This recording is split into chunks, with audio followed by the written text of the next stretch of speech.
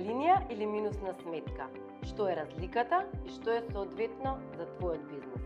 Ако имаш потреба од поголема тековна ликвидност, односно истовремено имаш повеќе обврски за плаќање, например плати добавувач царини, наш совет е дозволено пречекорување на сметка.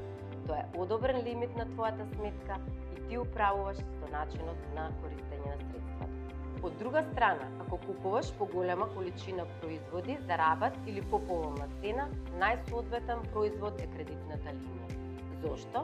Затоа што со продажбата ја затвораш кредитната линија. И двата производи може да бидат и револвинг, што значи може да се реобноват за нареден период без да ја затвораш изложеност.